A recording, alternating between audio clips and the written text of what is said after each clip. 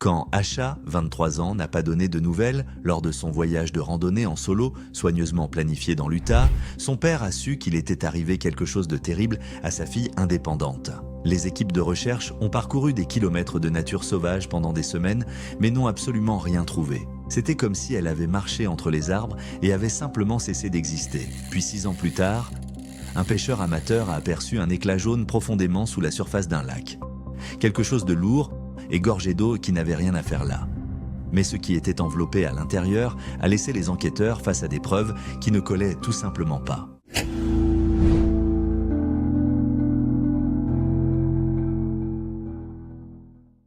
Pendant les 3 premiers jours, le silence de la nature sauvage de l'Utah était attendu, bienvenu même. C'était un témoignage du succès de sa fille, un signe qu'Asha Badouri était enfin immergée dans la solitude qu'elle avait tant désirée. À 23 ans, Asha était une planificatrice méticuleuse, une cartographe de ses propres ambitions. Sa randonnée en solo de 2 semaines à travers la forêt nationale du Uinta-Wasatch Cache n'était pas un caprice. C'était une campagne, planifiée pendant des mois avec la précision d'un général chevronné. Son père, Kellen Badouri, avait revu les cartes avec elle, écouté ses inventaires d'équipements et ressenti une fierté grandissante pour son indépendance farouche. Ils avaient un accord, elle enverrait un simple texto, tout va bien, toutes les 72 heures, juste pour lui faire savoir qu'elle était toujours dans les temps, toujours en sécurité. Le premier contact prévu devait avoir lieu le soir du 3e jour. Il n'est jamais venu. Au matin du 4e jour, le silence avait changé de caractère. Ce n'était plus paisible. C'était un vide lourd et suffocant. Kellen se retrouvait à fixer son téléphone, l'écran montrant son dernier message pour elle. « Vis l'aventure de ta vie, ma fille. » Restait sans réponse. Il relisait leur conversation précédente, le flot de mises à jour excité sur l'équipement qui arrivait. La confirmation finale de son vol pour Salt Lake City. Tout cela semblait remonter à une éternité. Il essayait de raisonner avec la panique qui s'enroulait dans son estomac. Peut-être qu'elle avait perdu le signal, peut-être que la batterie de son téléphone était morte. Asha était débrouillarde. Elle avait un chargeur solaire et savait économiser l'énergie. Mais elle était aussi consciencieuse. Elle ne manquerait pas un contact sans une très bonne raison. La 5e journée entière s'est passée dans un flou d'appels sans réponse qui menait directement à une voix numérique désincarnée. L'aventure planifiée s'était transformée en une incertitude rongeante. Le matin du 6e jour, Kellen Badouri est entrée dans son commissariat de police locale à Portland, Oregon. L'air à l'intérieur était vicié, sentant le vieux papier et le café tiède. Il se sentait déplacé, un homme dont la crise se déroulait à 1000 kilomètres de là, dans une nature sauvage de roches et de pins. Il a expliqué la situation au sergent de service, un homme aux yeux fatigués qui écoutait patiemment. La voix de Kellen était stable, ne trahissant rien de la terreur frénétique qui l'avait tenu éveillé pendant 2 nuits consécutives. Il a exposé les faits, le nom de sa fille, son âge, son itinéraire de randonnée détaillé et les contacts manqués. Il a sorti son téléphone et a montré à l'officier la dernière photo qu'il avait d'elle. C'était une photo prise juste quelques instants avant qu'elle ne disparaisse dans les arbres. Pour être là pour ce moment, Kellen avait lui-même pris l'avion pour Salt Lake City, un dernier geste de soutien pour sa grande aventure. Il se souvenait du trajet de l'aéroport au début du sentier, assis à côté d'elle dans sa voiture de location, alors qu'il se dirigeait vers les montagnes. Il avait insisté pour marcher les 100 premiers mètres avec elle, l'air vif avec le parfum de fin septembre. Il se souvenait du poids de son sac, de la détermination de sa mâchoire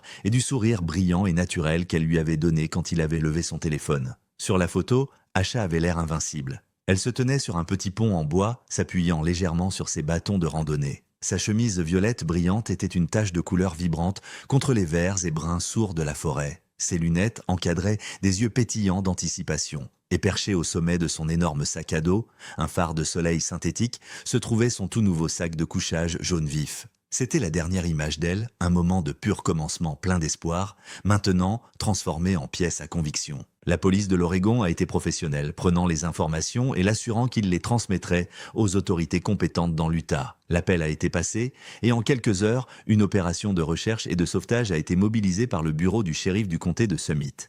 L'ampleur du défi était immense. La forêt nationale d'Uinta-Wasatch Cache est un territoire tentaculaire de plus de 2 millions d'acres, une étendue accidentée de canyons, de forêts denses et de sommets de haute altitude. L'itinéraire d'achat, aussi détaillé soit-il, couvrait une section reculée du parc où les sentiers pouvaient devenir ténus ou disparaître entièrement. Les équipes de recherche à pied ont commencé des recherches méthodiques en quadrillage rayonnant depuis le début du sentier. Sa voiture, une berline modeste, a été rapidement localisée sur le parking désigné exactement où elle avait dit qu'elle serait. Elle était verrouillée et un coup d'œil rapide à travers les fenêtres ne montrait rien d'anormal. Cela confirmait qu'elle était arrivée et avait commencé sa randonnée. Mais c'était une impasse. Des hélicoptères ont été amenés, leurs rotors battant un pouls rythmique contre le vaste paysage indifférent, alors qu'ils scannaient la canopée dense pour toute tache de couleur. Une chemise violette, un sac de couchage jaune. Les jours se sont transformés en semaines. Les équipes n'ont rien trouvé. Aucune empreinte de pas hors du sentier principal. Aucun équipement abandonné, aucun signe de lutte ou d'accident. C'était comme si Asha Badouri, avec ses plans méticuleux et son sourire brillant et plein d'espoir, avait simplement marché sur le sentier et disparu de la surface de la Terre. Alors que les premières neiges d'automne commençaient à saupoudrer les plus hauts sommets, la recherche officielle a été réduite, puis, à contre-cœur, annulée. La piste était devenue froide, ne laissant qu'une photographie et un silence qui s'étendait des montagnes de l'Utah jusqu'à la maison vide d'un père dans l'Oregon. La première année après la disparition d'Asha a été une tempête frénétique d'activité qui s'est lentement dissipée, en un calme lourd et stagnant. Kellen Badouri a appris le lexique douloureux des endeuillés. Enquête active, personne d'intérêt, épuisé toutes les pistes. Les phrases étaient censées être rassurantes, mais elles sont devenues des incantations creuses contre un silence qui devenait plus profond à chaque saison qui passait. Il gardait la chambre d'achat exactement comme elle l'avait laissée.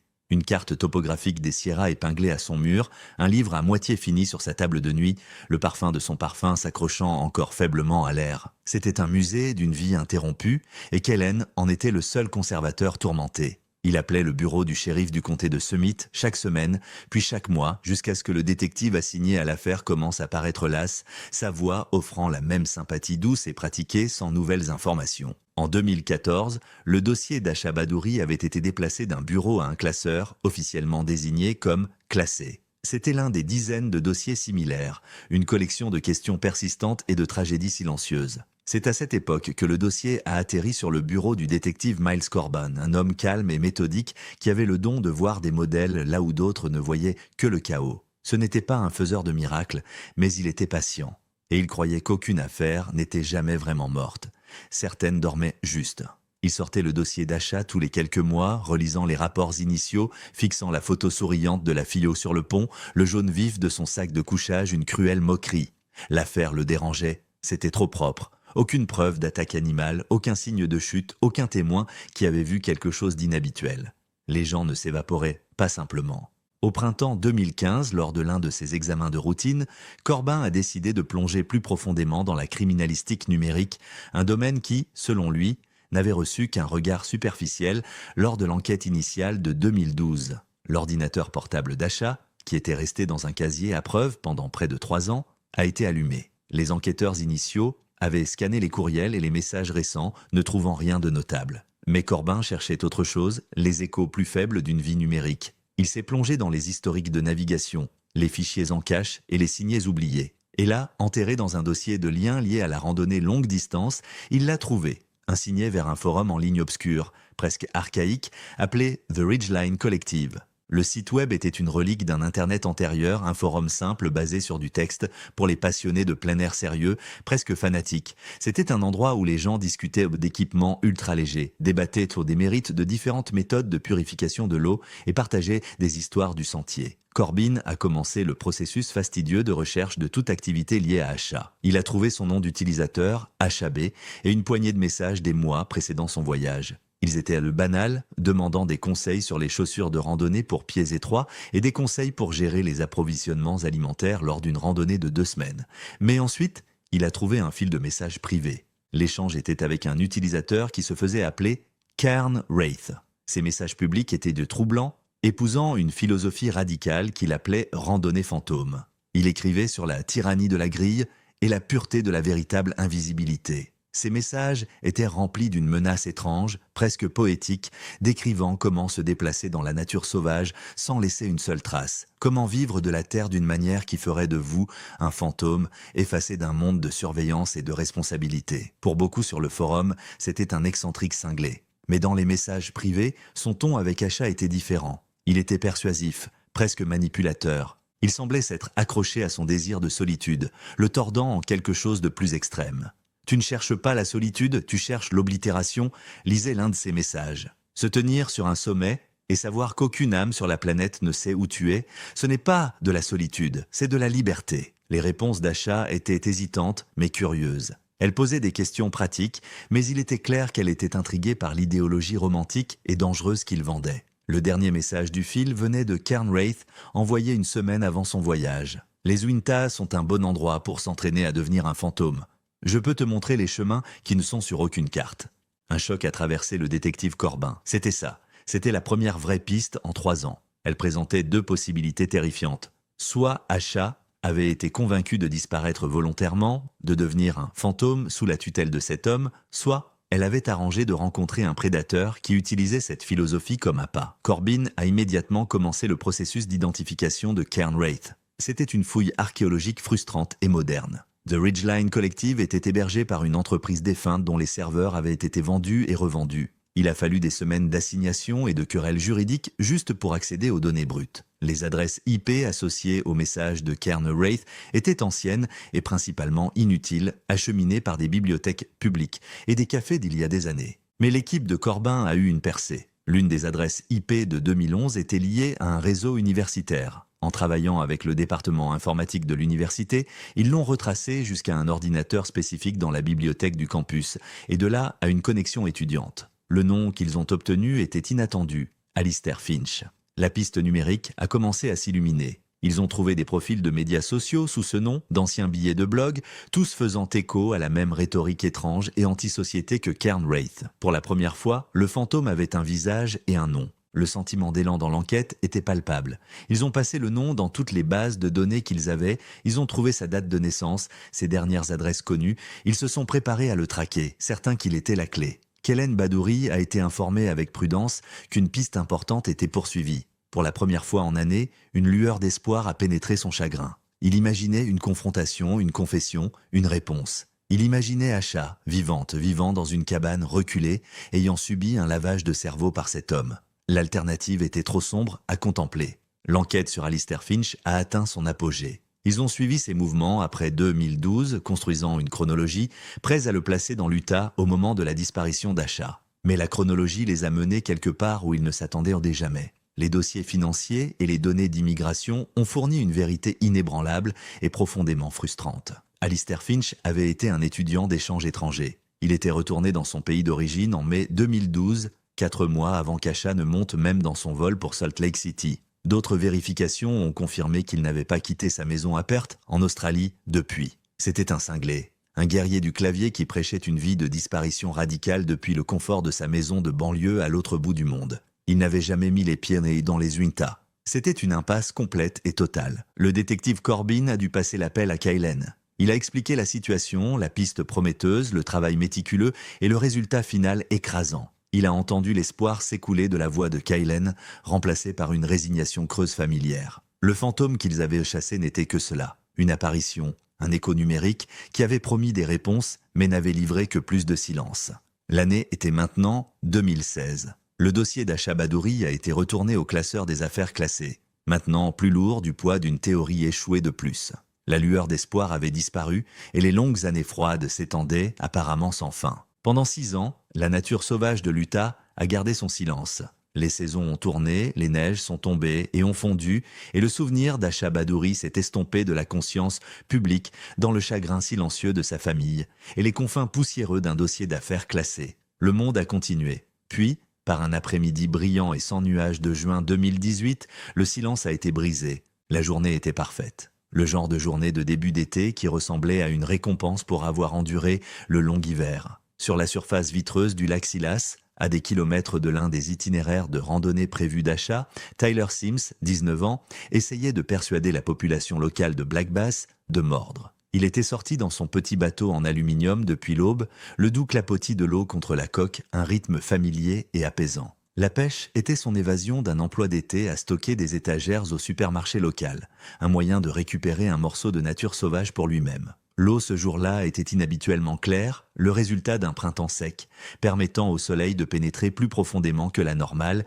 illuminant le fond rocheux du lac dans les bas-fonds. Alors qu'il dérivait dans une crique connue pour son eau plus fraîche et plus profonde, un éclat de couleur a attiré son œil. C'était un jaune dérangeant et non naturel, cru contre les verts et bruns sourds, des roches submergées et du limon. Sa première pensée a été l'agacement. Des déchets Quelqu'un avait jeté une bâche en plastique ou une couverture de piscine. Il a soupiré, la paix parfaite de la journée momentanément gâchée par l'insouciance désinvolte des autres. Il a pensé à l'accrocher avec sa gaffe et à la traîner jusqu'au rivage, mais elle avait l'air profond, peut-être 15 ou 20 pieds en bas. Il a décidé de la laisser, prenant une note mentale d'appeler les gardes forestiers plus tard.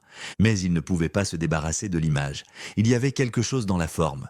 Il a coupé le moteur et a pagayé en arrière, laissant le bateau dériver directement au-dessus de l'endroit. Il s'est penché sur le côté, son reflet ondulant à côté du bateau, et a regardé dans les profondeurs. Le soleil était haut maintenant, un projecteur parfait. L'objet jaune n'était pas une bâche plate. Il était oblong, bosselé et distinctement, horriblement en forme d'homme. Le souffle de Tyler s'est coincé dans sa gorge, son esprit s'est emballé, essayant de trouver une explication rationnelle. Ce devait être une farce, un mannequin d'un magasin ou une décoration d'Halloween cruelle que quelqu'un avait lestée. Ça devait être ça, c'était trop cinématographique, trop comme quelque chose d'un film d'horreur pour être réel. Il a fixé, transfixé, alors que son bateau se déplaçait avec le courant doux. L'angle de la lumière a changé et il a vu plus. Ce n'était pas seulement une forme, c'était un paquet, enveloppé. Il pouvait distinguer les lignes distinctes de quelque chose qui le liait, encerclant sa masse à intervalles réguliers. Puis il a vu l'éclat du métal, des chaînes. Elles étaient enroulées autour du bas du paquet, traînant dans le limon. Le sang s'est retiré de son visage. Le lac paisible ressemblait soudain à une crypte, l'eau claire, un couvercle de verre sur un cercueil. L'air est devenu épais et lourd, et le clapotis rythmique de l'eau sonnait maintenant comme un compte à rebours lent et moqueur. Ce n'était pas une farce. Ses mains tremblaient, tellement qu'il pouvait à peine tenir son téléphone. Il a fait défiler au-delà du 911, que dirait-il même, et a appuyé sur le numéro de son père. Le téléphone a sonné 3 fois avant que la voix bourrue et familière de son père ne réponde. « Tyler, tout va bien? Tu coupes ?»« Papa » a bégayé Tyler, sa propre voix sonnant mince et étrangère. « Papa, je suis au lac, dans la crique nord. Il y a quelque chose dans l'eau. » Il l'a décrit, les mots tombant dans un flot frénétique et décousu. La chose jaune, la forme, les fils, les chaînes. Son père était silencieux à l'autre bout pendant un long moment. Quand il a finalement parlé, sa voix était dépouillée de son ton décontracté habituel, remplacé par un ordre ferme et sérieux. « Fils, écoute-moi très attentivement. Ne le touche pas. Ne t'approche pas plus près. Fais demi-tour avec le bateau, retourne directement à la rampe de mise à l'eau et appelle le shérif. Dis-leur exactement ce que tu m'as dit. Tu comprends ? » L'arrivée du premier bateau de patrouille du shérif du comté de Summit a brisé la tranquillité de l'après-midi. Il a coupé un sillage blanc net à travers le lac, sa sirène donnant quelques rafales courtes et perçantes alors qu'il s'approchait de la crique. Tyler, attendant nerveusement sur le rivage, leur a montré l'endroit. La scène s'est rapidement transformée. D'autres bateaux sont arrivés, dont un transportant une équipe de plongée spécialisée. La zone a été marquée avec des bouées orange vif, créant un périmètre de scène de crime flottant. Les officiers sur les bateaux parlaient sur des tons bas et professionnels, mais il y avait une tension palpable dans l'air. L'histoire des chaînes et des poids s'était répandue parmi eux. Ce n'était pas une noyade accidentelle, c'était une élimination. La récupération a été un processus lent, sinistre et méthodique. 2 plongeurs sont descendus dans l'eau sombre, leurs lampes frontales coupant des faisceaux troubles à travers le limon en suspension. Ils ont localisé le paquet et confirmé la description de Tyler. Les chaînes étaient enroulées autour de 2 objets circulaires lourds, à moitié enterrés dans la boue, des plaques d'haltères. Les plongeurs ont travaillé soigneusement, attachant des lignes sécurisées au paquet. À la surface, l'équipe sur le bateau principal a commencé à faire fonctionner un treuil. La ligne s'est tendue et avec un effort de gémissement, l'objet a commencé sa lente ascension du fond du lac. Il a brisé la surface avec un son lourd et aspirant. L'eau en coulait en rigole boueuse. C'était un sac de couchage sale, gorgé d'eau, autrefois jaune vif. Il était grotesquement gonflé et enveloppé serré avec ce qui ressemblait à du fil de fer rouillé. Les 2 plaques d'haltères, recouvertes de boue et de rouille, pendaient de des chaînes, claquant contre le côté du bateau alors qu'il était hissé à bord. L'une des plaques était juste assez propre pour distinguer les lettres estampées. 25 livres. De retour à la rampe de mise à l'eau, la zone a été bouclée avec du ruban jaune. Le médecin légiste était arrivé, ainsi qu'une équipe médico-légale. Le paquet a été soigneusement transféré du bateau et posé sur une bâche stérile. L'odeur de décomposition et d'eau stagnante était accablante. Les enquêteurs l'ont photographié sous tous les angles avant que le médecin légiste ne donne son accord. Un officier s'est approché avec une lourde paire de coupe-boulons. Le seul son était le claquement métallique des coupeurs, cisaillant le fil rouillé, un par un. Avec chaque coupe, la tension sur le sac de couchage s'est relâchée et la forme à l'intérieur s'est installée. Enfin, le dernier fil a été coupé. Un détective portant des gants épais s'est penché et a soigneusement écarté le nylon lourd et humide. Une inspiration collective et aiguë a traversé les officiers rassemblés. Le corps à l'intérieur était gravement décomposé, mais un fait était immédiat et indéniable. La victime était un homme. La découverte a lancé une nouvelle enquête pour homicide. John Doe, Laxilas. Pendant des semaines, l'affaire a été un mur de briques frustrant. L'identité de la victime était un mystère, et il n'y avait pas de pistes immédiates. Le sac de couchage était la pièce à conviction la plus distincte, et ses détails, marques, modèles et couleurs jaune criardes, ont été méticuleusement entrés dans les registres de preuves et les bases de données nationales. Le dossier est resté en attente d'une connexion. Cette connexion est venue d'un greffier alerte et soucieux du détail dans la division centrale des dossiers de l'État. Elle était chargée de recouper les nouveaux cas de Jane John Doe avec les dossiers de personnes disparues à long terme. Elle a vu le bulletin sur le corps du Laxilas et le détail inhabituel du sac de couchage jaune. La spécificité a déclenché un vague souvenir. Elle a lancé une recherche par mots-clés. Un dossier est revenu. Badouri, achat, disparu, 2012. Le dossier contenait la photo que Kaylen avait fournie. La fille souriante sur le pont, avec un sac de couchage jaune brillant attaché à son sac. L'information a été transmise dans la chaîne de commandement, atterrissant avec un bruit sourd sur le bureau du détective Corbin. C'était un coup dans le noir, mais c'était trop spécifique pour être ignoré. Il a sorti le dossier d'achat, confirmant que la marque et le modèle correspondaient à celui du lac. Une rafale d'activité s'en est suivie. Il a passé l'appel difficile et déroutant à Kaylen Badouri, essayant d'expliquer qu'ils avaient trouvé le sac de couchage de sa fille, mais que le corps d'un homme était à l'intérieur. Alors que cette nouvelle voie d'enquête déroutante s'ouvrait, les résultats de l'analyse des dossiers dentaires sont finalement revenus. Le John Doe du Laxilas avait un nom, Milo Radek, âgé de 24 ans. Une vérification rapide a révélé qu'il avait été porté disparu de son domicile à Phoenix, Arizona, fin septembre 2012, quelques jours seulement après qu'Asha Badouri ait disparu dans l'Utah. Deux affaires classées, séparées par 6 ans et 800 miles, venaient de violemment entrer en collision. La question stupéfiante planait dans l'air. Où était Asha Badouri ? L'identification de Milo Radek n'était pas une percée, c'était un tremblement de terre. Elle a envoyé des ondes sismiques à travers 2 enquêtes dormantes, brisant toutes les théories existantes et forçant les autorités à regarder un mystère vieux de 6 ans à travers une nouvelle lentille terrifiante. La question centrale n'était plus seulement « qu'est-il arrivé à Asha Badouri ?», mais une énigme beaucoup plus complexe et sinistre.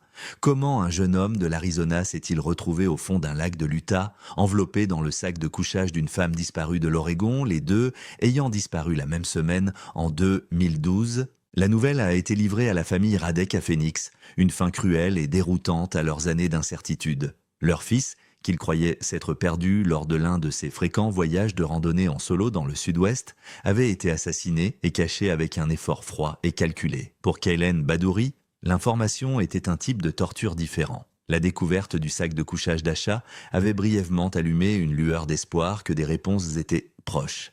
Mais cette tournure bizarre l'a plongée dans une obscurité plus profonde et plus déroutante. L'équipement le plus reconnaissable de sa fille avait été utilisé comme linceul funéraire pour un étranger. L'implication était écœurante. Était-elle une victime, un auteur, un témoin ? Chaque scénario était un cauchemar. Le spécialiste vétéran des affaires classées Gene Hackett a été chargé de diriger la nouvelle force opérationnelle conjointe formée. Hackett était un homme qui prospérait dans le chaos, connu pour sa capacité à trouver un seul fil cohérent dans un enchevêtrement de vieilles preuves et de rapports contradictoires. Il a installé son centre de commandement dans une salle de conférence empruntée au bureau du shérif du comté de Summit. Les murs bientôt couverts de cartes, de chronologies et de photographies des 2 victimes. D'un côté se trouvait Asha, brillante, souriante, l'image d'une randonneuse préparée. De l'autre se trouvait Milo, beau, avec un sourire confiant, photographié au sommet d'une butte désertique. 2 jeunes gens dynamiques, leur vie maintenant réduite à des preuves dans un double mystère. La première tâche de Hackett était d'établir un lien. Pourquoi étaient-ils ensemble ? L'hypothèse initiale, qu'ils étaient des étrangers et que le tueur avait utilisé l'équipement d'achat pour se débarrasser de Milo, semblait trop coïncidente. Hackett croyait que la connexion devait être personnelle. Il a envoyé des détectives à Portland et Phoenix pour mener des entretiens frais et exhaustifs avec les familles et les amis des 2 victimes, à la recherche de tout chevauchement, aussi ténu soit-il. Pendant des semaines, la recherche n'a rien donné. Les familles en avaient jamais entendu parler l'une de l'autre. Une plongée profonde dans les relevés téléphoniques et les médias sociaux de 2012 n'a montré aucune communication directe entre Asha et Milo. Leurs cercles sociaux étaient entièrement séparés. Il semblait que le lien n'existait pas et les enquêteurs ont commencé à pencher vers la théorie d'une coïncidence aléatoire et terrifiante. La percée est venue d'une source inattendue. L'un des détectives interrogeant les amis d'université d'Asha à Portland a parlé à une jeune femme nommée Lena. Elle avait été une connaissance occasionnelle, ne faisant pas partie du cercle intime d'Asha, c'est pourquoi elle n'avait pas été largement interrogée en 2012. Quand le détective a mentionné le nom de Milo Radek, l'expression de Lena a changé. Elle ne le connaissait pas, mais elle se souvenait de quelque chose qu'Asha avait dit un mois avant son voyage. Elles étaient dans un café, et Asha parlait avec enthousiasme de ses plans pour l'Utah. Lena se souvenait qu'Asha avait mentionné un nouvel ami, un gars qu'elle avait rencontré via une communauté de randonnée en ligne qui prévoyait également un voyage dans l'Utah à peu près au même moment. Asha l'avait décrit comme une âme sœur, quelqu'un qui comprenait l'appel de la nature sauvage. Elle n'a jamais mentionné son nom, mais elle a dit qu'il venait de l'Arizona. C'était le fil que Hackett cherchait. L'idée que le voyage solo, méticuleusement planifié d'Asha, n'était pas du tout solo, changeait tout. Cela suggérait un changement de plan spontané de dernière minute, le genre d'aventure secrète qu'une jeune femme de 23 ans pourrait cacher à son père aimant mais protecteur. Cela expliquait pourquoi personne ne savait. Asha n'avait pas été enlevée sur un sentier solitaire, elle était allée rencontrer quelqu'un. Avec ce nouveau contexte, Hackett a ordonné qu'un réexamen complet de chaque pièce de preuve physique liée à Asha, peu importe à quel point elle avait semblé insignifiante à l'époque. Cela incluait le contenu de sa voiture, qui avait été rendue à Kellen des années auparavant, et une boîte d'articles de sa chambre que la police avait collectée en 2012. Kellen avait conservé la boîte comme une relique sacrée, intacte. Les détectives l'ont récupérée et ont commencé le processus minutieux de cataloguer à nouveau son contenu. À l'intérieur se trouvait une collection de magazines de randonnée, de livres de poche usés et de paquets de cartes maintenus ensemble avec des élastiques. Une jeune analyste férue de technologie de l'équipe de Hackett, l'officier Diaz, s'est vue confier la tâche fastidieuse de parcourir les cartes. Elle a soigneusement déplié chacune d'elles, vérifiant les notes manuscrites ou les marques. La plupart étaient de propres. Mais ensuite, elle a pris une carte du parc national de Zion, une région de l'Utah à des centaines de kilomètres au sud de l'endroit où Asha avait prévu d'être. Alors qu'elle dépliait le papier croustillant, un petit morceau de carton déchiré est tombé sur la table.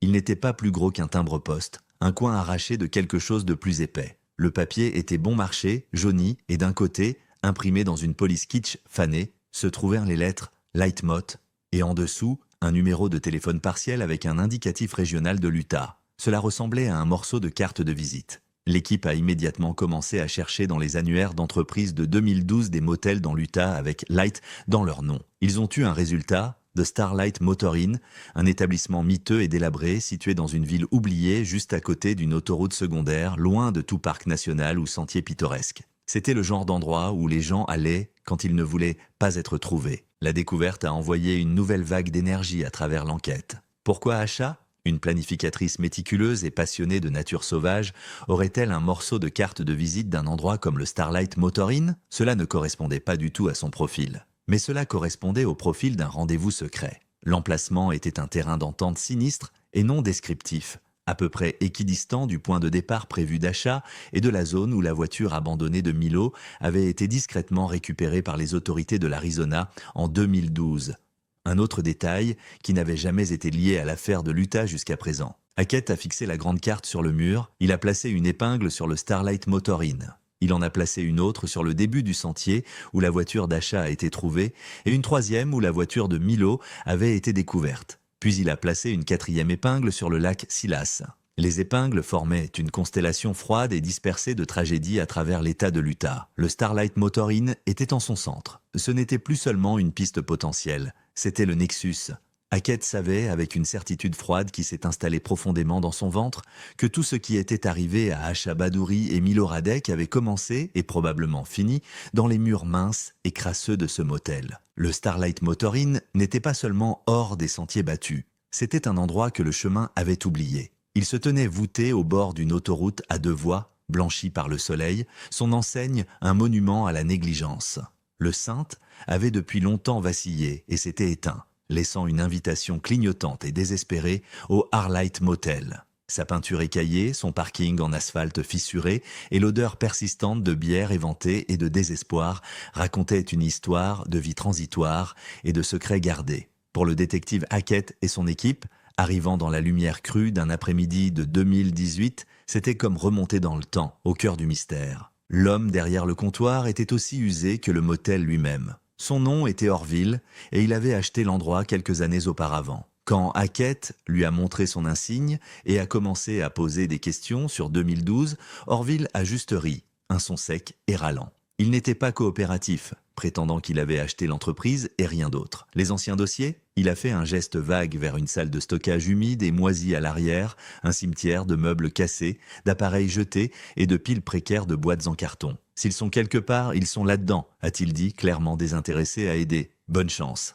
La recherche était une tâche misérable et frustrante. La salle de stockage était un désordre chaotique, épais de poussière et de l'odeur de moisi. Les boîtes étaient remplies d'un assortiment aléatoire de vieilles factures, de formulaires fiscaux et de factures de fourniture, toutes tachées et s'émiettant. Pendant 2 jours, l'officier Diaz et un autre détective ont tamisé le papier en décomposition, leur espoir diminuant avec chaque boîte vide. Ils étaient sur le point d'abandonner quand Diaz, atteignant le fond d'une boîte remplie de menus à emporter tachés de graisse, a senti la tranche dure d'un livre. Elle l'a sorti. C'était un épais registre d'invités de style grand livre, sa couverture en faux cuir déformée par des années d'humidité. Les pages étaient remplies du gribouillage désordonné d'une décennie passée. Ils ont soigneusement tourné à la section de septembre 2012. Les entrées étaient une collection de fantômes, des noms griffonnés, certains clairement faux, avec des paiements en espèces et aucune trace papier. Ils ont photographié chaque page, mais une entrée, datée du 23 septembre 2012, se démarquait. Le nom était générique,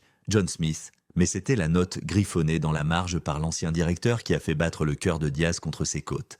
Elle disait « Berline argentée, plaque AZ, garée à l'arrière, c'est plein de la clim ». La voiture abandonnée de Milo Radek était une berline argentée avec des plaques de l'Arizona. C'était ça. C'était la preuve qu'ils étaient au bon endroit. Le registre confirmait que 2 invités s'étaient enregistrés dans cette chambre. La chasse n'était plus pour des dossiers, mais pour des personnes. Hackett savait que retrouver le personnel du motel de 2012 serait leur seule chance de mettre un visage aux événements qui s'étaient déroulés dans cette chambre. Trouver d'anciens employés d'un établissement transitoire 6 ans plus tard était son propre type d'affaires classée. L'ancien directeur était décédé. La plupart des autres noms sur les maigres registres de paix menaient à des impasses. Des gens qui avaient déménagé, disparu, ou ne voulaient pas être trouvés. Mais après des semaines de travail minutieux, ils ont localisé une femme nommée Béatrice Rowe. Elle avait travaillé comme femme de ménage au Starlight en 2012, et après un peu de persuasion, elle a accepté de parler au détective. Ils l'ont rencontrée dans un petit restaurant dans une ville voisine. Béatrice avait maintenant la fin de la cinquantaine, son visage gravé des lignes d'une vie difficile. Elle était hésitante, ses souvenirs du Starlight Inn, un chapitre qu'elle avait essayé de fermer. Au début, elle prétendait ne se souvenir de rien de spécifique sur cette semaine de septembre. C'était tout un flou de draps tachés et de cendriers débordants. Hackett était patient. Il ne poussait pas. Il a simplement posé une photographie sur la table entre eux. C'était la photo souriante d'Asha. Ensuite, il en a posé une de Milo. Béatrice a fixé les photos, sa main tenant une tasse de café, a commencé à trembler légèrement. « La fille !»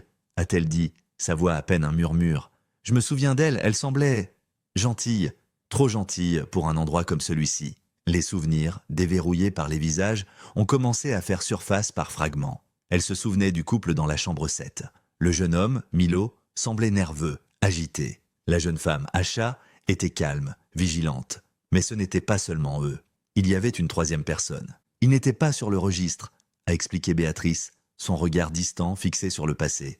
Il est arrivé plus tard. Un homme plus âgé, dur. Il avait ce regard dans les yeux, comme un chien errant qui n'a jamais été que frappé.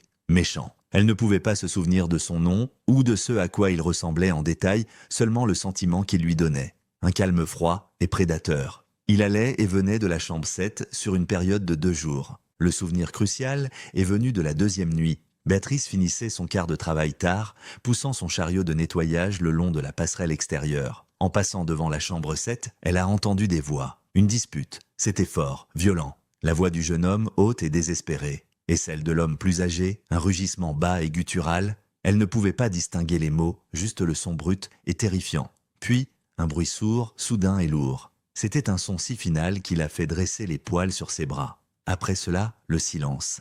Un silence profond et non naturel qui semblait plus fort que les cris qui l'avaient précédé. Béatrice a avoué qu'elle avait été terrifiée. Elle a fini son travail aussi vite qu'elle le pouvait et est partie sans regarder en arrière, la porte fermée de la chambre 7. Elle n'a pas appelé la police. On n'appelait pas les flics depuis le Starlight, a-t-elle dit, une résignation amère dans sa voix. C'est comme ça qu'on se faisait blesser, ou pire. Elle a dit à Hackett une dernière chose. Un jour ou 2, plus tard, Elle ne pouvait pas être sûre du moment exact. Elle a revu l'homme plus âgé et menaçant. C'était les toutes premières heures du matin avant que le soleil ne se soit levé. Elle arrivait pour son quart de travail. Elle l'a vu charger quelque chose de long et lourd, enveloppé dans une couverture ou une bâche, dans le coffre de la berline argentée. La fille, Asha, était avec lui. Béatrice a dit qu'elle n'oublierait jamais le regard sur son visage. C'était une expression creuse et vide de pure terreur comme un fantôme. L'homme lui a aboyé un ordre et elle laisse monter sur le siège passager sans un mot. L'homme menaçant s'est mis derrière le volant et la berline argentée a quitté le parking du Starlight, disparaissant dans l'obscurité d'avant l'aube. Béatrice n'a jamais revu la voiture, l'homme ou la jeune femme. Hackett et son équipe ont écouté dans un silence stupéfait. Le témoignage de Béatrice était la pierre de Rosette de toute l'affaire. Il fournissait un témoin, une chronologie et un récit. Asha n'était pas une participante volontaire, elle était une captive. Milo n'était pas perdu, il avait été assassiné dans cette chambre de motel. Et le tueur n'était pas un fantôme. C'était un homme réel et tangible qui était parti avec un témoin et un corps dans le coffre. L'enquête avait maintenant un objectif singulier et urgent. Retirer 6 ans d'histoire et donner un nom au visage dur et menaçant qui hantait la mémoire de Béatrice Rowe. Le récit glaçant de Béatrice Rowe du Starlight Motor Inn a transformé l'enquête d'un quoi et où un qui. Le troisième homme menaçant n'était plus un fantôme. Il était le centre de gravité de toute l'affaire. Le détective Hackett savait qu'identifier cet homme était la seule voie pour trouver Asha et obtenir justice pour Milo. La clé, raisonnait-il, devait se trouver avec Milo Radek. Ce n'était pas une rencontre aléatoire. L'homme plus âgé était là pour une raison, et cette raison était liée au jeune homme nerveux de l'Arizona. La force opérationnelle a pivoté, lançant une plongée en eau profonde dans tous les aspects de la vie de Milo Radek. L'enquête initiale de 2012 l'avait dépeint comme un simple passionné de plein air de bonne nature. Mais l'équipe de Hackett, armée de la connaissance de ce qui s'était passé dans cette chambre de motel, a retiré les couches de cette image propre. Ils ont commencé par une analyse médico-légale de ses finances, un processus minutieux d'assignation de relevés bancaires et de relevés de cartes de crédit vieux de 6 ans. Pendant des semaines, les chiffres ont raconté une histoire banale. Achat de stations-service, factures d'épicerie, paiement aux détaillants d'équipements de plein air. Mais l'officier Diaz, l'analyste qui avait trouvé la carte de visite, a remarqué une anomalie subtile mais persistante. Parallèlement à ses revenus légitimes d'un emploi à temps partiel, il y avait des dépôts réguliers et importants en espèces sur son compte bancaire. Ils étaient toujours juste en dessous du seuil de déclaration fédérale, un modèle de structuration classique utilisé pour éviter les soupçons. Les dépôts ne correspondaient pas à son emploi connu. C'était de l'argent non déclaré, introuvable. Milo Radek avait une source secrète de revenus. La piste financière les a amenés à réexaminer ses voyages de randonnée. En cartographiant ses voyages au cours des 2 années précédant sa mort, ils ont remarqué un autre modèle. Ces voyages l'emmenaient souvent vers des points de départ isolés près de petits aéroports secondaires ou de parcs industriels isolés. Des endroits qui n'avaient aucune valeur panoramique mais offraient un accès discret aux voies de transport. L'image du randonneur insouciant a commencé à s'effriter, remplacée par une image beaucoup plus complexe et dangereuse. Milo ne faisait pas que de la randonnée. Il transportait quelque chose. Son sac à dos et sa berline argentée étaient la couverture parfaite. C'était un coursier, une mule. La question suivante était: qu'est-ce qu'il transportait et pour qui? Pour répondre à cela, ils se sont tournés vers ses dossiers de communication. Ses relevés de téléphone cellulaire principal de 2012 avaient été examinés auparavant, ne montrant rien de suspect. Mais la technologie avait progressé. L'équipe de Hackett a pu extraire plus de données des sauvegardes numériques stockées par le fournisseur de services. Ils se sont concentrés sur les téléphones jetables, des téléphones prépayés et jetables souvent utilisés pour des activités illicites. Ils ont recoupé les journaux d'appel des tours cellulaires près des emplacements connus de Milo lors de ses voyages. C'était une recherche d'aiguilles numériques dans une botte de foin, corrélant des numéros anonymes qui ont fait un ping sur les mêmes tours que le téléphone officiel de Milo. Après des mois d'analyse, ils ont trouvé un numéro récurrent. Un seul téléphone jetable non enregistré qui était toujours actif dans les mêmes zones que Milo, ses appels toujours brefs et ciblés. Ce n'était pas un ami ou un membre de la famille, c'était un gestionnaire. Ce devait être leur homme. Retracer la propriété d'un téléphone jetable vieux de 6 ans était considéré comme presque impossible. Mais l'équipe a eu de la chance. Le téléphone avait été acheté avec une carte de crédit dans un grand magasin. Sous assignation, la société mère du magasin a réussi à récupérer les données de transactions archivées. La carte appartenait à un homme nommé Dante Voss. Le nom a frappé le système comme un coup de foudre. Dante Voss, 54 ans, avait un long et violent casier judiciaire remontant à 3 décennies. Agression, intimidation, extorsion. C'était un criminel de carrière mais intelligent. Il était glissant, réussissant toujours à faire abandonner les charges, à faire changer le témoignage des témoins ou à faire disparaître les preuves. Il n'avait jamais été condamné avec succès pour un crime majeur, mais les forces de l'ordre de 3 États le connaissaient comme un facilitateur brutal pour de plus grandes entreprises criminelles. Sa spécialité était la logistique, déplacer des marchandises, voler tranquillement et efficacement. Sa description physique de sa dernière photo d'arrestation correspondait parfaitement à l'homme dur et menaçant que Béatrice Rowe avait décrit. Les pièces du puzzle ont commencé à s'emboîter à une vitesse époustouflante. La force opérationnelle a construit leur théorie de travail, un récit détaillé de ce qu'ils croyaient s'être passé en septembre 2012. Milo, empêtré avec Voss, utilisait ses voyages de randonnée comme couverture pour transporter des appareils électroniques haut de gamme volés. Les dépôts en espèces éternaient son paiement. Mais quelque chose a mal tourné. Peut-être que Milo voulait une plus grande part, ou peut-être que le fardeau de la vie secrète est devenu trop lourd. Il voulait sortir. Sachant qu'il ne pouvait pas affronter le volatile Voss seul, il s'est confié à sa nouvelle amie, Asha, la seule personne qu'il sentait le comprendre et exister en dehors de sa vie secrète dangereuse. Il a arrangé de la rencontrer dans l'Utah, lui demandant d'être là pour un soutien moral, peut-être comme témoin ou filet de sécurité, croyant que sa présence pourrait tempérer la réaction de Voss. C'était un mauvais calcul naïf et tragiquement fatal. La rencontre au Starlight Motor Inn était la confrontation. La dispute que Béatrice Rowe a entendue était Milo disant à Voss qu'il en avait fini. Dans un accès de rage incontrôlable, une caractéristique de son histoire criminelle, Voss a frappé, tuant Milo, dans les confins de cette chambre de motel sordide. Le bruit sourd lourd que Béatrice a entendu était le son du corps de Milo frappant le sol. Asha, le filet de sécurité prévu, a été instantanément transformé en seul témoin d'un meurtre. Voss, un homme habile dans l'autopréservation et la violence, avait maintenant un problème qu'il devait résoudre. La théorie expliquait tout, les 2 victimes, la rencontre secrète, l'emplacement et l'image finale glaçante que Béatrice avait d'une Asha terrifiée emmenée dans l'obscurité par le tueur de son ami. La théorie de travail était solide, une reconstruction convaincante et logique des événements. Mais ce n'était que cela, une théorie. Il n'avait aucune preuve physique liant directement Voss à la chambre de motel ou au corps. Le témoignage de Béatrice était puissant, mais un avocat de la défense pourrait le déchiqueter comme le souvenir peu fiable d'une femme effrayée d'il y a 6 ans. Pour obtenir une condamnation, ils avaient besoin de plus. Ils devaient retrouver Dante Voss. L'objectif de l'enquête s'est rétréci à une seule chasse à l'homme urgente pour un fantôme qui avait passé 6 ans à rester avec succès Trouver un fantôme comme Dante Voss n'allait jamais être facile. Pendant 6 ans, il avait réussi à effacer sa présence du monde, vivant hors réseau,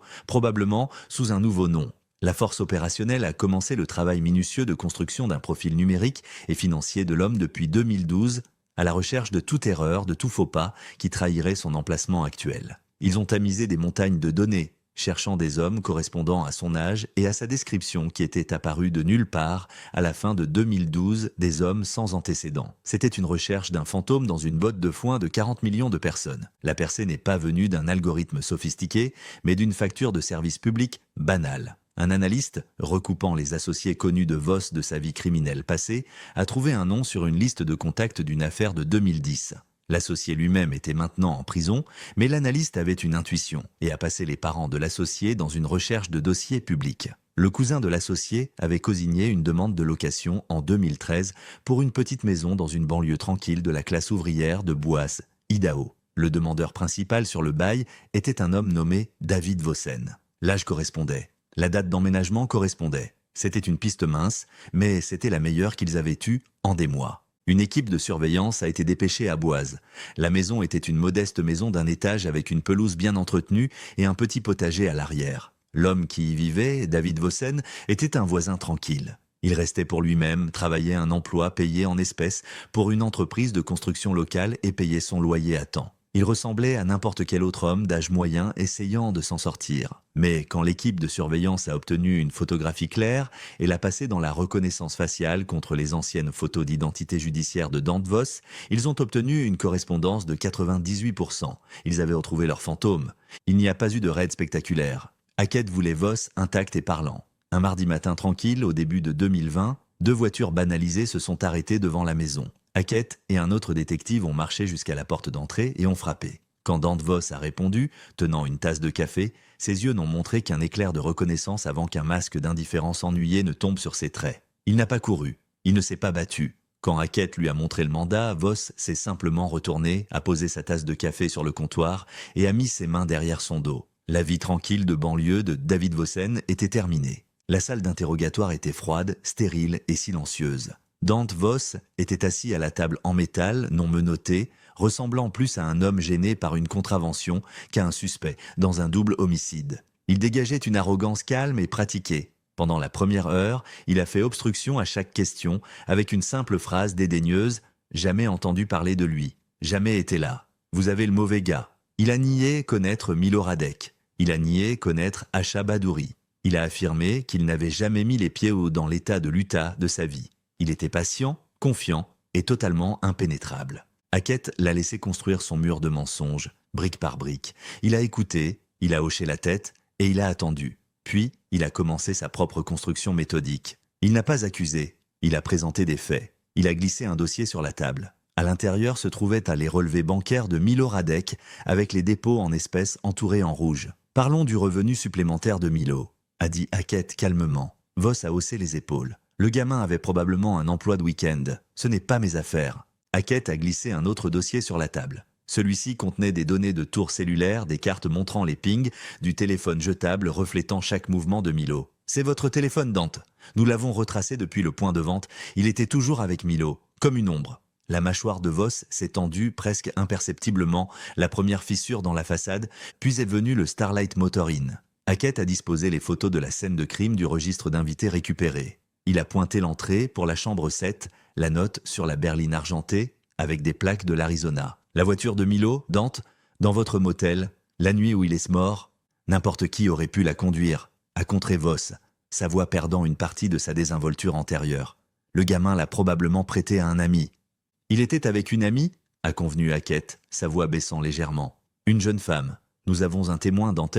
Il n'a pas dit le nom de Béatrice. Il a juste laissé le mot « témoin » planer dans l'air froid. Elle travaillait au motel. Elle se souvient de vous. Elle se souvient de la dispute venant de la chambre 7. Une dispute forte et violente, puis un bruit sourd, et puis le silence. Voss a fixé Hackett, ses yeux comme des éclats de glace. Il n'a rien dit. « Elle vous a vu partir, Dante », a continué Hackett, pressant son avantage. « Au milieu de la nuit, elle vous a vu mettre quelque chose de gros et lourd dans le coffre de la voiture de Milo. Et elle a vu la fille. Elle a vu Asha Badouri monter sur le siège passager. Elle a dit que la fille avait l'air d'avoir son âme arrachée, un fantôme. C'est ce que notre témoin a vu. La pièce était totalement silencieuse. Voss fixait le mur vide derrière la tête de Hackett. Le détective pouvait voir les calculs se faire derrière ses yeux froids. Il ne luttait pas avec la culpabilité. Il évaluait les chances. C'était un criminel de carrière évaluant la force de la cage en construction autour de lui. Il savait ce qu'une déclaration de témoin, combinée aux relevés téléphoniques et aux données financières, signifierait pour un jury. Il était acculé, et il le savait. Son arrogance s'est finalement évaporée, remplacée par un pragmatisme glaçant. « Alors quel est le marché ?» a demandé Voss, sa voix plate. « Il n'y a pas de marché pour le meurtre », a répondu Hackett. « Mais il y a l'histoire, il y a votre version des événements ou il y a la nôtre. En ce moment, notre version est que vous êtes un monstre qui s'est attaqué à un jeune homme et à son ami. Vous me dites ce qui s'est passé. » Voss est resté silencieux pendant une minute complète, pesant ses options. Puis, il a commencé à parler. Sa confession a été livrée d'un ton monotone, froid et détaché, dépourvu de toute émotion ou remords. Il a confirmé la théorie de la force opérationnelle avec une précision glaçante. Milo était son coursier. Il avait eu peur et voulait partir. Il avait amené la fille, Asha, comme renfort, un mouvement que Voss a décrit comme stupide. La dispute était exactement comme il l'avait imaginé. Milo essayant de démissionner, Voss refusant. « Il est devenu bruyant », a dit simplement Voss. « Alors je l'ai fait taire. » Il a décrit avoir tué Milo d'un seul coup brutal comme s'il décrivait la réparation d'un robinet qui fuit. Il a ensuite détaillé l'horreur des heures qui ont suivi. Il a admis avoir terrorisé Asha, l'utilisant comme complice involontaire pour nettoyer la chambre et charger le corps de Milo dans la voiture. Il a avoué qu'il les avait conduits au lac Silas, un endroit qu'il connaissait d'un travail précédent, et avait forcé la jeune femme terrifiée à l'aider à envelopper le corps de son ami dans son propre sac de couchage, à l'aider à le fermer avec du fil de fer et à attacher les poids. Il a parlé de l'agression sexuelle, non pas comme un crime de passion, mais comme un acte de domination, un moyen de briser complètement son esprit. Hackett a ressenti une maladie froide monter en lui, mais son visage est resté un masque de calme professionnel. « Et puis quoi, Dante ? Qu'est-il arrivé à Asha ?» Voss est redevenu silencieux, un faible sourire cruel jouant sur ses lèvres. Il détenait la dernière pièce du puzzle, la réponse à la question qui avait hanté Kellen Badouri pendant 8 ans. Il était de nouveau en contrôle. « Je veux une garantie », a-t-il dit. « Isolement, garde protectrice, j'ai des ennemis à l'intérieur. » Hackett n'a pas marchandé. « Vous nous dites où elle est et je transmettrai votre demande au procureur, c'est tout ce que je peux faire. » Voss a semblé considérer cela. Puis il a hoché la tête. « Donnez-moi un stylo et du papier. » Un officier a apporté un bloc de papier et un stylo. Dante Voss, l'homme qui avait créé un tourbillon de douleur et d'incertitude de 6 ans, s'est penché sur la table. D'une main ferme, comme s'il rédigeait une simple liste d'épicerie, il a commencé à dessiner une carte grossière. Elle montrait une série de routes de terre dans une étendue désolée de désert, à la frontière Utah-Nevada, un endroit de roches et de broussailles à des centaines de kilomètres du lac Silas. Il a dessiné un petit groupe de formations rocheuses et a placé un seul X soigné à côté. Il a poussé le papier sur la table. C'est là que vous la trouverez. La carte dessinée à la main de Dante Voss était un artefact cruel, un guide grossier vers un lieu de chagrin inimaginable. Elle a conduit le détective Hackett et une équipe d'agents du FBI et de spécialistes médico-légaux loin des montagnes et des lacs du nord de l'Utah, profondément dans le vaste vide impitoyable du désert du Grand Bassin. Le paysage était un panorama monochrome de terre pâle et de broussailles aux grises, s'étendant jusqu'à un horizon qui scintillait sous le soleil implacable de la fin de l'été. C'était un endroit conçu par la nature pour effacer les choses, pour les avaler entières. Le convoi de VUS s'y soulevait des panaches de poussière alors qu'il naviguait dans le réseau de pistes de terre fanées que Voss avait esquissé de mémoire. Les progrès étaient lents, les points de repère de la carte, un réservoir d'eau rouillé, un genévrier frappé par la foudre, une fourche dans la route, étaient terriblement génériques dans un paysage où tout se ressemblait. Pendant 2 jours, ils ont cherché sous la chaleur oppressante les visages des membres de l'équipe sombre avec détermination. Kellen Badouri avait été notifié. Il attendait près d'un téléphone dans l'Oregon, suspendu dans un état de limbe agonisant entre le plus faible espoir et la crainte la plus profonde. L'après-midi du 2e jour, un agent dans le véhicule de tête l'a repéré. Un groupe distinct de 3 grandes formations rocheuses altérées, exactement comme Voss les avait dessinées. Le convoi s'est arrêté. Le seul son était le vent et le tic-tac des moteurs qui refroidissaient. L'équipe a débarqué, leurs bottes craquant sur la terre sèche et craquelée. Ils ont formé une ligne et ont commencé une recherche méthodique en grille lente, leurs yeux scannant le sol pour toute perturbation, tout morceau de terre qui semblait différent du reste. 1 heure s'est écoulée. Puis l'un des agents s'est arrêté, il a pointé vers une dépression peu profonde près de la base de la plus grande roche. Le sol était légèrement plus foncé, plus compact que la zone environnante, et quelques mauvaises herbes tenaces à racines profondes poussaient dans un motif rectangulaire approximatif. C'était presque imperceptible, une cicatrice sur la terre qui avait presque guéri en 8 ans. L'équipe médico-légale est intervenue. Ils ont travaillé avec une révérence tranquille, d'abord avec des brosses pour dégager les débris de surface, puis avec de petites truelles, grattant soigneusement les couches de terre. Le travail était lent, délicat, les minutes semblaient à des heures, puis une truelle a frappé quelque chose de doux. Le creusement s'est arrêté, l'anthropologue médico-légal principal s'est agenouillé et, avec un soin minutieux, a utilisé ses mains pour brosser doucement la terre restante. D'abord, un morceau de tissu est apparu, fané, mais encore reconnaissable comme violet. Puis, un os. La recherche était terminée. Ils avaient retrouvé Asha Badouri. Dante Voss, ayant échangé son dernier secret contre une existence marginalement plus sûre derrière les barreaux, a été condamné pour 2 chefs d'accusation de meurtre au 1er degré, d'enlèvement et d'agression sexuelle. Sans possibilité de libération conditionnelle, sa peine à vie garantissait qu'il mourrait en prison. Les procédures judiciaires ont apporté un sentiment de justice, mais pour Kellen Badouri, c'était une victoire creuse. La fin du mystère de 8 ans n'était pas un moment de soulagement, mais la confirmation finale et écrasante d'une perte qu'il avait été forcé de vivre chaque jour. Il a finalement pu ramener sa fille à la maison, pour la mettre au repos, non pas dans le désert froid et anonyme, mais dans un lieu de paix, fermant le dernier chapitre brutal d'une histoire qui avait commencé avec la photographie d'un père fier et le beau sourire plein d'espoir de sa fille.